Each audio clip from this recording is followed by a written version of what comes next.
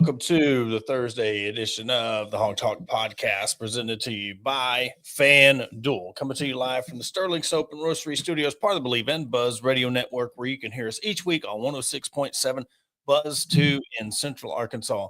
All live shows are coming to you by Arkansas Brewing Company in downtown Ozark. I am Porter Hayes. Alongside me, as always, is Adam Hall, and on tonight's show, we'll talk Hogs N Vols, Razorback raffle, and all the other things going around SEC football this weekend, but finally skated through the bye week. Adam, we had the Ball Bros on, went on their show. Very good conversation with them leading up. The current odds right now via FanDuel are 12.5-point underdogs for Arkansas. Over under is 68.5 points. So still looking at a high scoring game, and Arkansas is a 12.5-point dog heading into this. You know, it's I think a lot of us are still sticking to what we've predicted.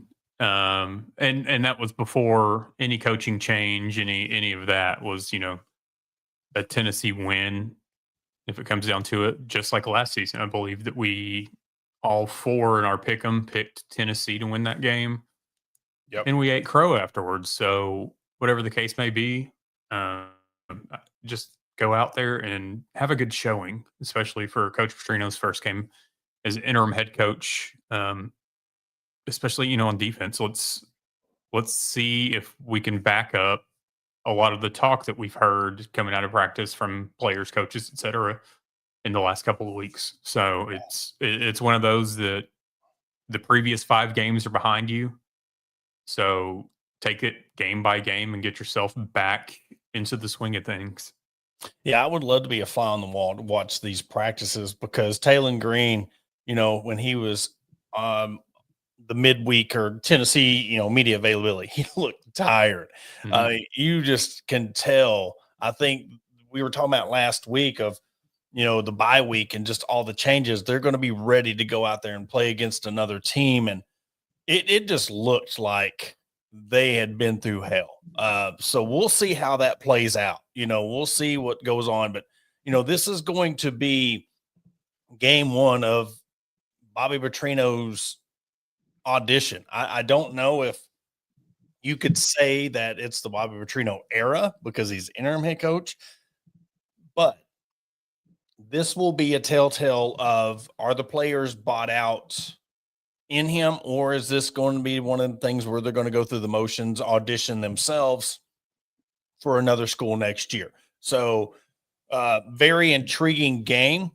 We do not know what team's going to show up. 315 SEC Network, I believe, is where the game will be shown. But Bobby Petrino's made some coaching changes, brought in some guys, NFL experience. Be interesting to see how this defense lines up, how they're able to stop the run, able to stop an offense that's averaging almost 600 yards of offense and shade over 50 points a game. Yeah. This is something that, like we talked about with the Vol Bros, both defenses have been suspect all year. So I think this is just a matter of which offense can capitalize more. And, if one of the defenses decide to show up, I hope it's Arkansas's.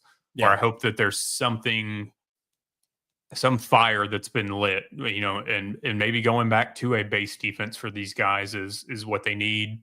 And maybe it's just, a change of personnel that needs to get some of these guys a kick in the pants. Something wasn't translating between coaches and players for what we saw out on the field. So it's one of those things that if you go out, and I feel like, respectfully, if you can lose, and I hate saying this, if you're going to lose, if you can keep it under 14, I think you've done well compared to weeks prior. Absolutely. I mean, you put yourself in a position just like the Memphis and Ole Miss game, where you're in a position to win the game, or you're right there. You 10-point, 14-point game. I will hold a lot of weight on that when we're looking at progress, because, the team just let go of the rope, 56-13. You come into this game against Tennessee that's, again, high-powered offense, 500 yards, a lot of passing. Yes, they like to run the ball. if you're just not getting gashed and you're showing that you're getting to assignments, you're going downhill, you're making tackles, you're hitting people. I think that's the biggest thing in the defense. You know how much crap they've been hearing the last 2 weeks, the whole season, of pretty much this is your fault that Sam Pittman's gone. This is your fault that the team is not 4-1 per se heading into this game. So let's see what kind of fire they come out with. Let's see what Neal can do. Let's see what Dix Jr. can do. Are they going to get pressure on the quarterback? Can they stop the run? And, you're not going to stop every time, but if you can come out and show that, all right, you really want Bobby Petrino to come back, or if you are not in a different, you don't have a division between offense and defense, if both sides can come together and play a full 4-quarter game, that shows me promise. In game one. Now after that, okay, you showed that you can hang with Tennessee, or hell, there is a chance they can win. I mean, if they get on the level of showing that they have more effort on defense and this offense, because Tennessee's defense is just as bad as Arkansas's. I mean, if you're in the 100s in the defensive ranking, I mean, you're there. So if Arkansas can put together a second half on the offensive side and start scoring and hang with them, you have a chance to pull off the upset on Saturday. Mm-hmm. And, you hope that just because of what we saw in Oxford against Ole Miss, that being in this type of environment, if it comes down to field goals, special teams, whatever, that Starzik has whatever jitters out of his system. Mm-hmm.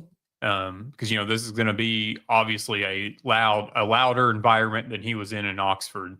But like we talked about on Thursday and on the previous Sunday, this is Neyland Stadium is something that none of these guys, really none of these guys have ever seen before, unless they played there on a different team. But it's not something that anybody as a Razorback knows. What is your, okay, let's go best case scenario for this game outside of a win? I mean, what is your best case scenario for really the season with Bobby Petrino? Because there'd be nothing. And I know the coaching search is out there, and I know that names have been thrown around, but if Bobby Petrino really turns this things around and he gets this team behind him, we know coming into next year, you're still going to have a different team. But how confident would you feel with him leading the charge and rebuilding this program? Or are you just, hey, look, we know we're going to have high turnover. We don't know, or have KJ Jackson as a quarterback. Who's going to be the running back? We know we have some receivers, but what's your vision, best case scenario going into the rest of this season? Well, having predicted a 5-7 season, and seeing how the season progressed so far, being 2-3, I think that if you can get to 5-7 with what's happened, then you're better off than we think you're at this point. Because after that last loss, me and others were, I don't know if there's another win on this schedule after what we've seen, because Mississippi State looks better than we expected. Mm-hmm. Auburn is still, but the way we're playing, who knows? So I think that if you get to 5-7, 6-6, it's a win. Yeah.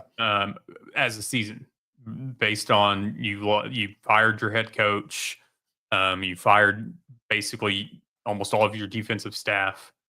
So that's something that I think you look at that as a win. I'm still in the boat, and I'm going to continue this, that I want a completely new regime change after this is all said and done. And this is no slight at Bobby Petrino. It's just one of those things that, okay, say we rattle off and we end up at 6 or 7 wins and he becomes the permanent head coach. I look at it like, okay, then what? 3 or 4 years, 4 or 5 years?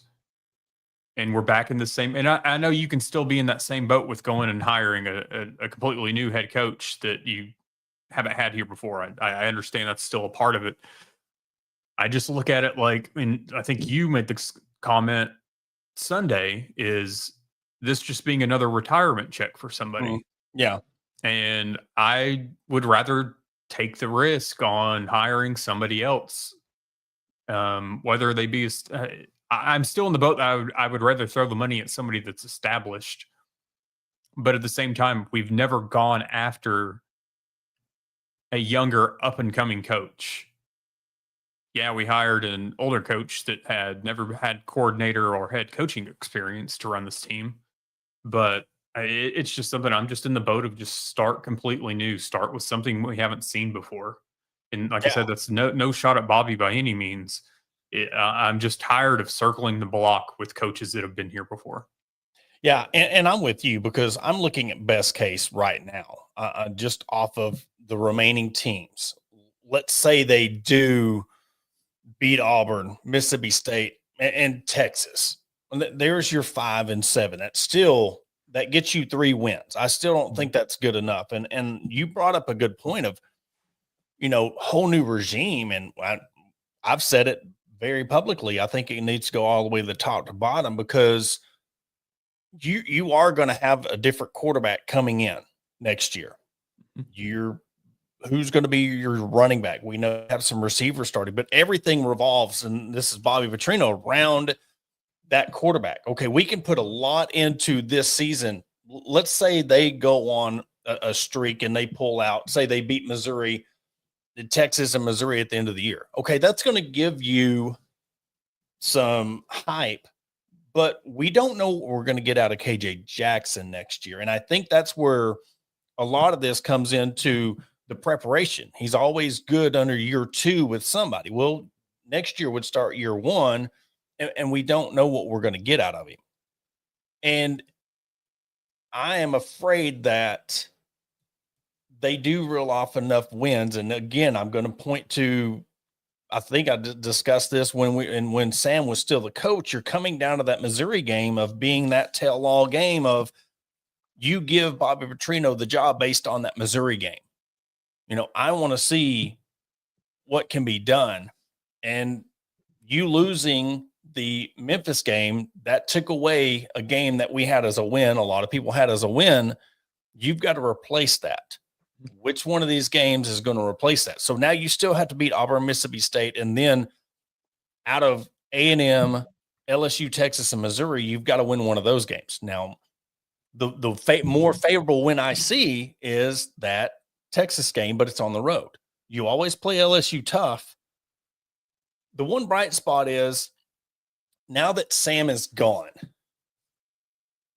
does Drink want to beat Arkansas a little bit less because Sam's no longer in the picture? No, I still feel like it's a matter of Arkansas as a whole. And it may be something that it's less of a big deal to him maybe once Hunter Yurachek is gone. But, at this point, I feel like any time that Eli Drinkwitz can, stick a knife in Arkansas, he's going to. And, that's kind of where what you and I had discussed earlier in the week I guess it was early in the week, when it was reported by Riley with On3 about the Missouri offensive coordinator. Then the conspiracy theories start going on, hey, did he interview for this job? Like, did he do it out of legitimate wanting to see where he's at, potentially become a head coach? Or is this something that Eli Drinkwitz put him up to just to stick it to Arkansas or see where their mind was at with this interview or whatever case may be? Because I feel like that Eli will do whatever Eli can do to get underneath the skin of the Arkansas fan base and the Arkansas powers that be. Could you imagine mid-season, and this is if on the devil's advocate of that, Eli knew nothing about it. Could you imagine going and knowing the relationship and how Drinkwitz feels about Arkansas and Sam Pittman and Hunter Yurchek and the program as a whole. Could you imagine him going back to Missouri, having to face the reports that he did, in fact, interview for this job mid-season? This is not a post-season interview. This is mid-season. You're down here interviewing for a job, knowing who you have up next. I could not imagine that flying well. And I know people have every right to do so, but I couldn't imagine going back to Columbia and having to look Eli in the face mid-season, knowing that all schools outside of Kansas, maybe, I don't know. Again, I know there's a lot of people who says that's a huge rivalry between Missouri and Kansas, but outside of that, that's got to be tough. That would have to be a tough thing to do. Well, and I'm not going to say the time. Well, the timing of it was kind of weird, and I get it. He's an offensive coordinator. It's not like he's a head coach interviewing for a job, and maybe it's just one of those things that's understood with some coaches. Like it's one of those things. When I was in like retail management or whatever, I had no issues if I had somebody that worked for me that was interviewing elsewhere for a higher position. Yeah. It's one of those things that it's like, hey, if you can't get that here, like I totally get trying and going somewhere else. But, the thing is kind of the timing of it all is, Sam's freshly gone and we've already supposedly had a phone interview or a video interview or whatever it was with another coach. And it's just it's kind of weird. Yeah. You would think that if something like that would be later in the season, but maybe because it was a video or phone interview or whatever it was, that it was just kind of looked at like no big deal because, it really didn't. You think about things, it's not like he had to travel here for an interview. You're not taking too much time out of your preparation and whatever else for Missouri. So I'm sure it's something that really won't amount to anything. And at the same time, like we've always said, it's never the first name anyway. And we can clearly say that this is the first name in this whole thing because it was the first person interviewed. Yes, we've thrown other names out there, whether it's been Rhett Lashley or Dan Mullen or whatever, but this is the first real one that we've heard of, that's actually interviewed for the position, not just shown interest, not just throwing throwing it out there, or their camp has came out and said that they'd like to interview, or lawyers or agents or whoever. But if all this is true and he did interview, which I believe that he did, and we've also heard that Colin Klein, Kansas State's, or no, he's now A&M's offensive coordinator, but the former Kansas State quarterback, that he was going to be interviewing for it. If this is the thing, you're looking at two potentially future head coaches somewhere, two offensive-minded offensive coordinators. Is this the route that Arkansas is going to take in the next coach that they do hire? Is it going to be an offensive coach? Because you look at Texas A&M, and Elko is a defensive coach. He's a defensive coordinator for years before he became a head coach. Are you going to go that route and then just hire the best offensive coordinator that you can hire? It's one of those, you're trying to figure out where the BOT is going with this, because I'm still in the firm belief, like we've been told, that Hunter has not had any say in this or any part of this. Yes. So until we're told otherwise, that's what we're going to roll with, or at least what I'm going to roll with. So, it's just, it's interesting, but at the same time, we all know that nothing's going to be done until likely December. Yeah. So, we've got 2 to 3 more months of this. Well, the biggest question is, and that will lead us into our break. I'll give you 30 seconds to think about it too, is how much does this fallout with Edge and Blueprint Sports affect not only trying to find a coach, but find a new collective, get it running? What's Remy Cofield's, what's his job now as GM? That's something that we ain't even discussed. You're talking about hot seats. Nobody's even brought that guy's name up. And that's what we'll start with the second segment when we come back from when we hear a word from our sponsor, Vision Exteriors. Looking to enhance your home's curb appeal? Look no further than Vision Exteriors. As your trusted roofing, siding, and exterior experts, we're here to transform your property. Our skilled team ensures your job is not only functional but also aesthetically pleasing. Along with roofing, we also offer window, gutter, and siding installation to boost your home's appearance with our quality options.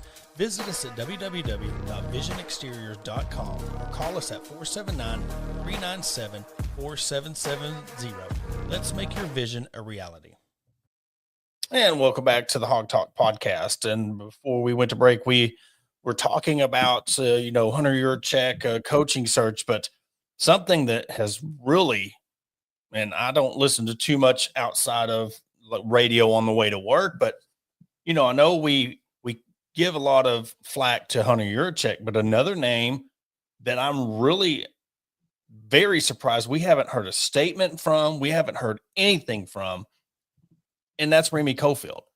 You're supposed to be the GM of this thing. You're supposed to be the head of all of this. It's the athletic director's cabinet. He oversees the department resource allocation for student athletes when it relates to revenue sharing for all athletic programs. But we've heard nothing from him. And when you have something like the Edge dissolve, you part ways with Blueprint. There's been no plan. There's been no talks about where this is going. And I find it very alarming and very concerning, because if you're trying to court a new coach, you're going to be trying to get new players. It is October and you have no system in place. How do you think that's going to hinder? I mean, because look, let's be real. If a coach is going to come to Arkansas, he's going to want to know how much money he has to work with. If people are ready to donate, where are they going to be able to donate to if there's nothing in place? Mm-hmm. There's a lot of questions. I mean, a lot of people, us included, but a lot of other fans have asked, what's he doing? I know I've been asked in several text messages and DMs and stuff like, hey, don't we have a D or a GM? Like, what is he doing right now?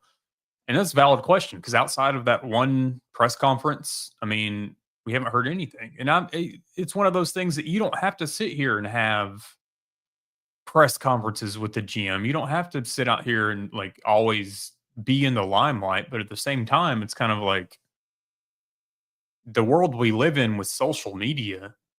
You're the general manager. Like, I feel like in a sense you'd be out recruiting or putting it out there that like, hey, we've got it, we're going to resolve these issues with Arkansas Edge or with Edge and Blueprint and all this. Like, just sit and wait. I mean, we live in a world when, we've heard about plans for everything when it comes to like everything with this country, Yeah.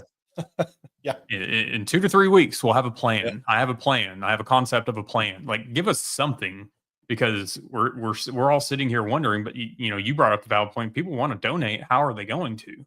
Because outside of like the NIL store, which just goes directly to those players, I mean, I haven't even checked. Is the Arkansas Edge website even still up? It is, but it comes up with some bogus message here. Or is there something in place that if you do donate or join to, like, will it funnel to whatever?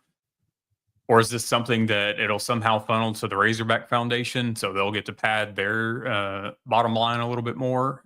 I mean, there's a lot of questions here. But I don't get it. I feel like that right now, bringing on a GM, I felt like that this was something that maybe. Oh, it's wrong one. Now share. That's what you see. Well, it's not up. Oh, it's not up. Here. Well, technical. It is on mine. Now it's up. Okay. So it's done. It's done and over.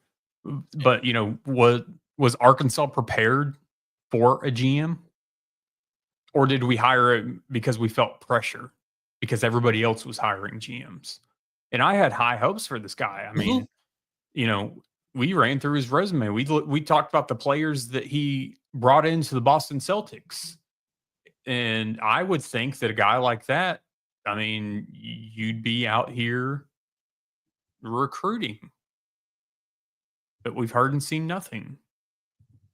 And I at this point in time, I feel like it was a knee-jerk decision to hire a GM because we didn't know what we were getting into. And everybody else was hiring a GM, so we felt like we needed to be on board. And we, in this instance, we were reactive instead of being proactive. Mhm. But Yep. we've even seen what's happened when Hunter Yurchek's been proactive by being the first, having the first collective, and look where we are. Yeah. So all around, it's been a lose-lose.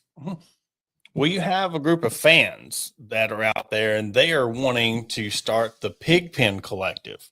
They come out and said that they're working close with the university to make sure that everything is legit, everything is going by the books. But Adam, I mean, you can go to www.pigpencollective.com and go to their memberships there. So again, it's one of them that it's $20 every fan membership, $20 a month. So you can go pledge your $20 a month and get in on this Pigpen Collective. So I mean, I love the effort. I really, honestly, anything that can help, let's do it.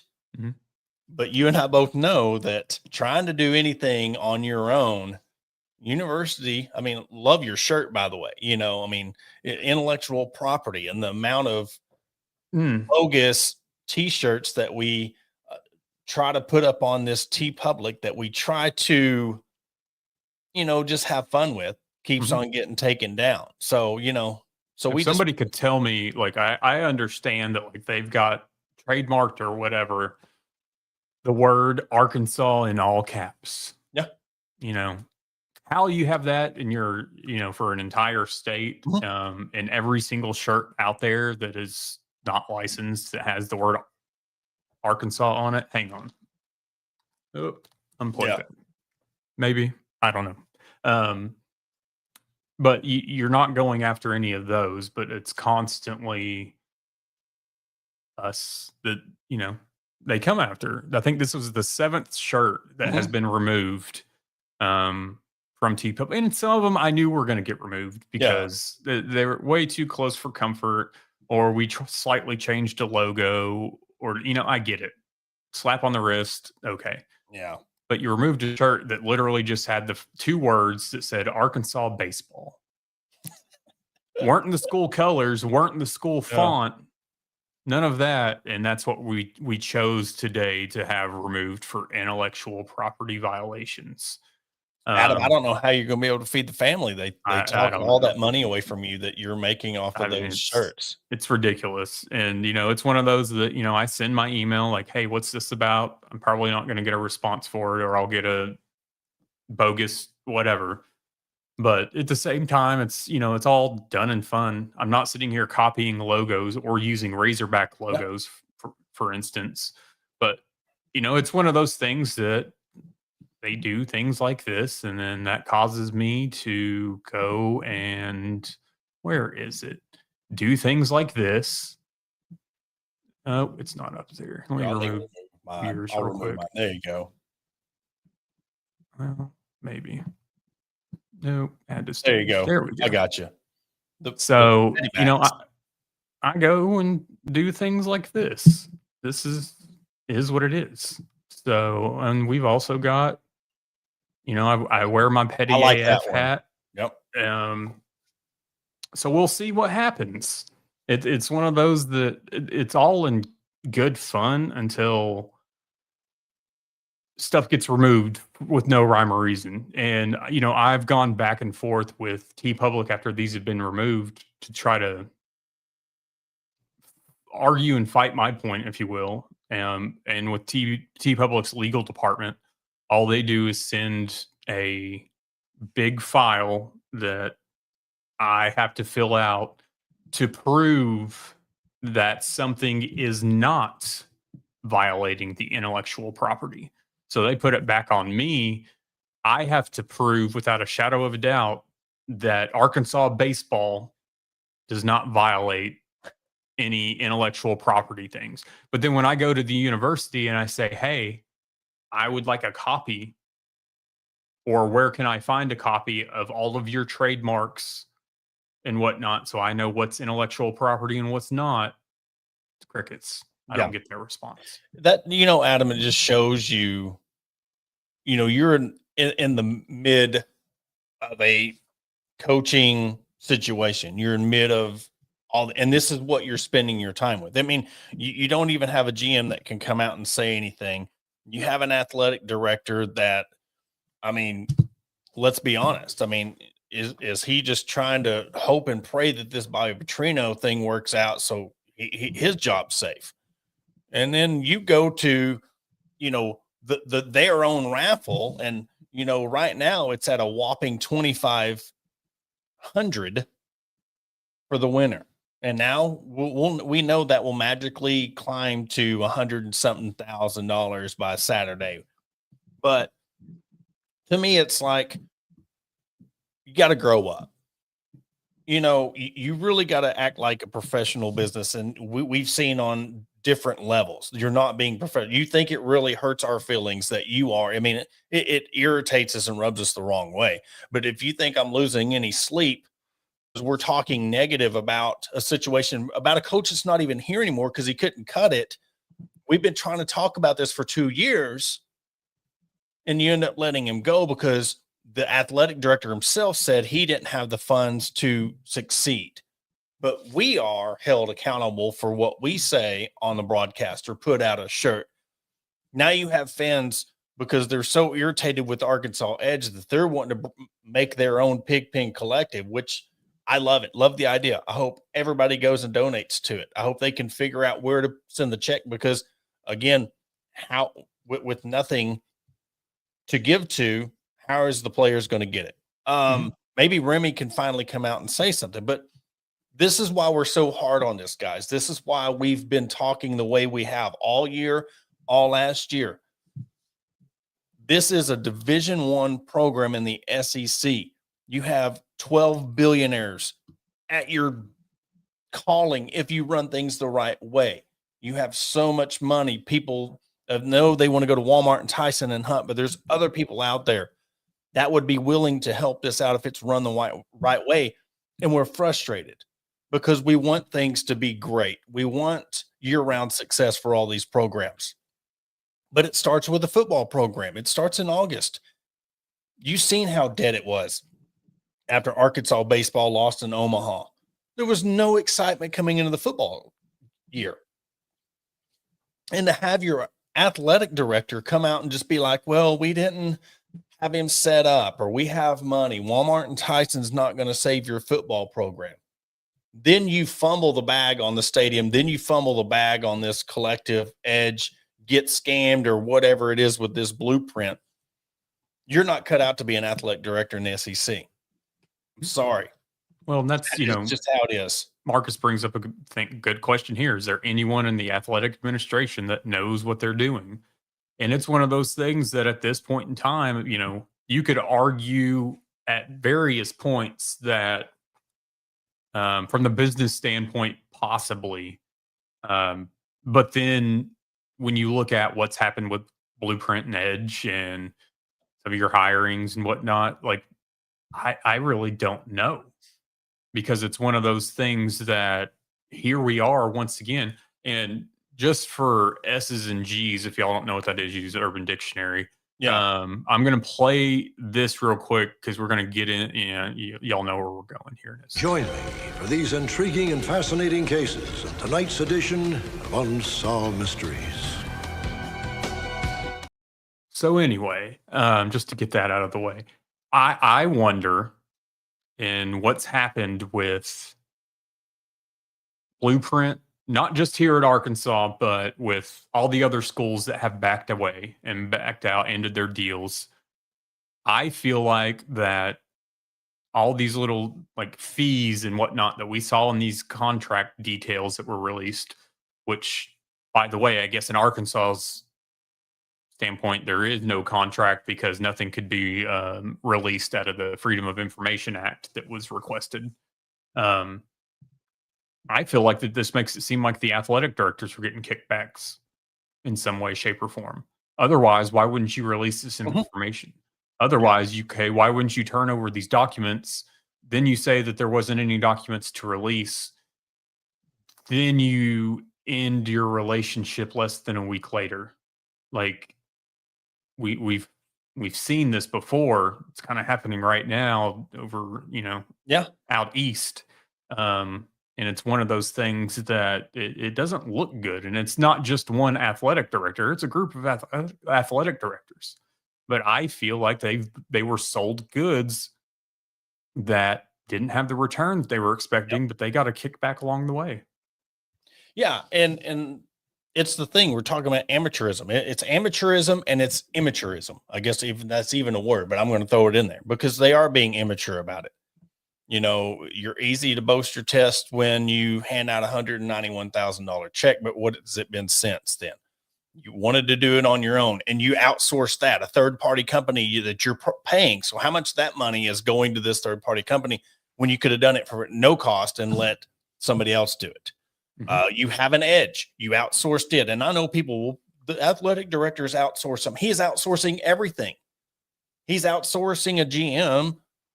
He's outsourcing a Edge Collective to Blueprint. He's outsourcing the naming rights. He's outsourcing. I mean, we're talking about wasting money. How much money are you spending a year? And I don't care if it wasn't what it was at Oregon State. It's something. I guarantee it was probably 10% if it wasn't 15 to 20%. How much money did you rob from players that, you have a certain player posing next to $100,000 truck, but now we're having money issues. And you know what? I want to say it that I'm not hating on the truck. I'm not hating on the person that got the truck. But when you see that player is standing next to a brand new truck that's pushing $100,000, then how many other people could have had opportunities like that you took away from them by signing this deal with Blueprint? But we're supposed to keep Sam because we want to save that money that doesn't come from NIL. It comes from the Razorback Foundation or whoever that you're getting your money for the 50-50 raffle. And then he ups the price on his house to how funny, what, 1.5, 2.5 million more than. Yeah. So let's say 1.5 million. So you're upping the price of your house to make up for what you didn't get. Was that in the negotiation? Hey, look, put your house on the market. We're going to bump it up. You're going to get your money. So that makes me wonder too, because that house, I think, was owned by the trust. So that was included. Yeah. Interesting. I believe the majority of at least Arkansas's coach, there's a lot of coaches that their houses are paid for by the schools. Not all of them, but a lot of them. And I don't know if it's maybe after so many years it pays out. I don't know how that all works. It sounds very similar to Sam Pittman's buyout. But Sam Pittman's house, yes, was paid for by the trust. Okay. So yeah, they bought it for $2.5 million in 2020 or whatever, and now it's on the market for $4 million. And I know that real estate is ridiculous. I mean, look at Fort Smith. It's ridiculous for this town. But it's just one of those hey, is that $1.5 million increase? Is that going to be part of his buyout? And this is one thing that we never talk about either, is when these coaching salaries, we're not even throwing in the houses that some of these coaches are getting. And so, but here we are. Yeah, you got to start thinking about everything. And look, you're getting off cheap. But they just come out with the top head coaches in the country, and some of them 13, 12. I think the top 10 are over $10 million. Lane Kiffin is at 10, and he's at $9 million. Okay, $9 million. So so we know what it's going to take to get a decent head coach. You're going to have to bump it up a little bit. So there's just a lot coming to light when, all right, how is this going? Now they're coming out with college athletes and staff can bet on professional sports, which we can talk about that Sunday. We ain't getting enough time to get into that whole rabbit hole of the messiness that comes with. There's just so much going on that it is getting to the point to where you're a mini semi-pro or minor league football team. So, and I 100% agree. I mean, I have preached it for years, and he's that's the same reason why you see Dabo failing at Clemson's the same way. But you know what? Sam Pittman can go retire in the lake or go get another job. Hunter Yurchek will go get a job wherever he is after this. Maybe he's courting for another athletic director job, or he's going to go work on the commission. You have set the Arkansas Razorback athletic program, not just the football team. As we talked about last week, what happens when Cal's gone? What happens when Dave Van Horn's gone? You're rebuilding a football program that you're not willing to invest in fully. You can sit here and say, because your job's on the line, we're going to make it right, Board of Trustees. I promise you, we're going to spend more money. No, you're not. You had all these years to prove it. And you have people coming out and voicing their publicly about what happened with this blueprint stuff and how you're not all for it. And then you set your own coach up for failure. Why? That's your job. And if it's not your job, where's Remy at? Where's the GM? Where all these people? It seems like everybody's getting a money grab. Well, and touching on this kind of goes hand in hand with all this. I'm going to play this clip here in a second. And this is from ESPN Originals. This is about a concept that Coach Calipari had last season that has to do with NIL investments and booster insurance, essentially for those that pay players through NIL. And it just amazed me watching this. And I watched it a couple times at obviously like the business mind of John Calipari. But at the same time, this is our head coach that's having these concepts and these ideas that have come to fruition. Whereas we've got an athletic director and a GM that are sitting on their hands. So I'm going to play this right quick. Want to hear one of the craziest side businesses of the NIL era in college sports? Try booster insurance. That's right, booster insurance. Brainchild of Arkansas coach John Calipari said, hey, if I go ask a booster or a business or even my school's rev share for $1 million to get a player, what happens if that player gets injured on day one, doesn't play? Player still gets his money, which is great, but everyone else is out. Enter booster insurance. Enter 32 teams, a group that's offering, backed by Lloyd's of London, a deal where Arkansas is going to pay 3% premium to get this thing insured. 30 grand on $1 million player. If that player is lost in the season before January 15th, Arkansas gets all its money back. If it's by February 15th, they get half. The player's lost, but the school gets to take that money, use it for next year's recruits, use it to fund the program or whatever. They're protected. It's a lot of money out there that's not being insured in college sports, so enter booster insurance. It's a weird one, but it's coming for college athletics. I think it's a great idea. 100%. I mean, you're protecting your team, your investors, and at the same time, like they said, player goes out with injury. Guess what? You get to take that money because of the insurance and use it to next year. Yep. Put it on another player. So, but that's something right there. I've got a coach, and I've watched several, interviews that he's done, on different business podcasts and stuff, but that surround college sports. And it's just kind of like this. I mean, give him an athletic director and coaching job at this point. Yeah. He's got the player's best interest in this. Yeah. And he's smart because he has the proof. He's getting people to the NBA. He's getting people millions of dollars. He is making less than what some of these top players are getting these max contracts. So, he's done it for a long time and he's going to continue doing so. And you look at the Arkansas's roster and you see where they're going to go. Yeah, I think he would be a good fit, but it's just funny that somebody like that, he's hustling. He is looking for ways to continue setting this program up for years to come. He is advancing and thinking of ways to adjust to this new way. I wish our athletic director was like that, but he's not. And if you and your team and your intellectual property team. You're too worried about people and making t-shirts and putting them up online. That shows me where your head's at, you know. Mm-hmm. So, but before we wrap it up, we'll hop back to, we'll finish it up with Arkansas, Tennessee. Again, the line is 12.5 via Fan Duel, over under 68.5. What do you think score wise is for this game? I'm trying to remember what I said on Volboro's that Thursday night.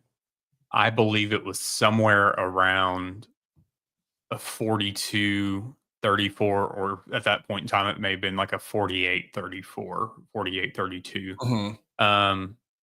I'm going to roll with 44-31 Tennessee. Okay. Yeah, I'll go. And this is no disrespect to the team. This is because we don't know what's going to happen. This team can come out on fire. I want to see offense in the second half, and I want to see defensive effort.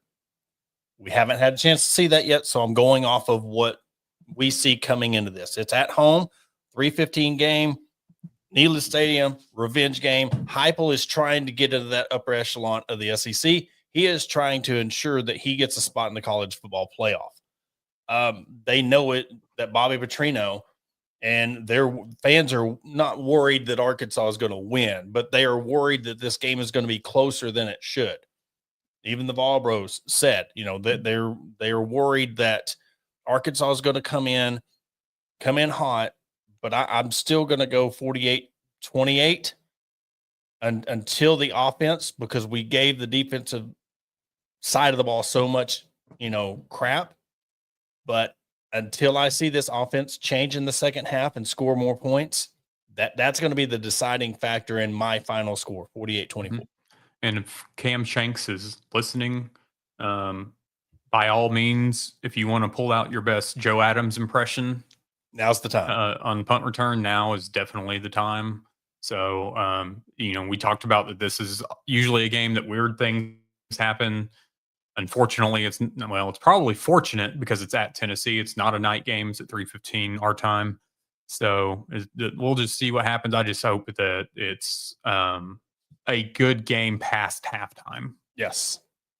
Yeah, we all do, because we want this to continue on, because, it's one thing, you get hyped up for this new hire. You get behind your nostalgia. You really want this to work out.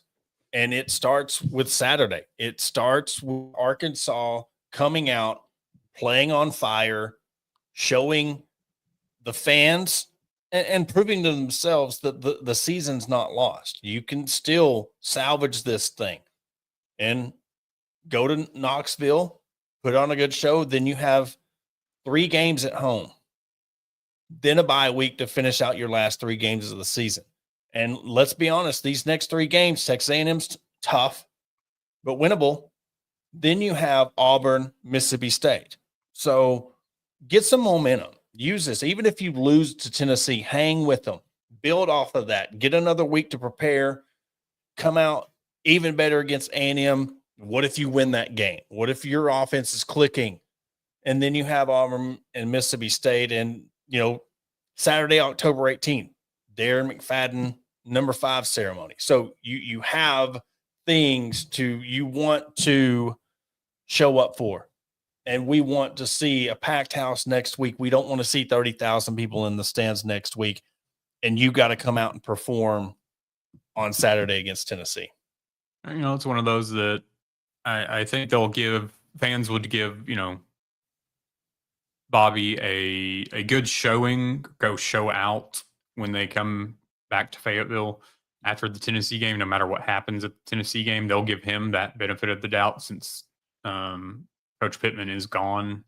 But at the same time, it won't last long if we keep having the same results week after week. Yeah, if this thing's a blowout, I think it's one of them things that it was nice. We let it happen, but this is your best shot to prove you're fresh. You're coming off a bye week. This is the one where you want to come out on the road and play with your hearts on fire. You're playing with house money. Mm-hmm. Come out and what we're going to see if you want the fans and the boosters to believe that Bobby Petrino is the next man for this job. Not saying you got to win, but come out and prove that we're looking at some progression coming under the rest of the season. I'm ready for it. I'm just ready to see what they put on the field. Again, 3:15 game time, SEC Network. We'll come to you Sunday at 6:05 with our reaction. Hog HQ will be followed at 8:05. Adam, you got anything else? I'm good. All right. Well, that will do it for this Thursday edition of the Hog Talk podcast presented to you by Fan Duel. We want to thank everybody for chiming in. Even had some Tennessee fans coming in from the Vol Bros. Appreciate y'all joining in. Don't forget to like, follow, subscribe to all of our channels. It goes a long way to supporting us. And we will catch you on Sunday.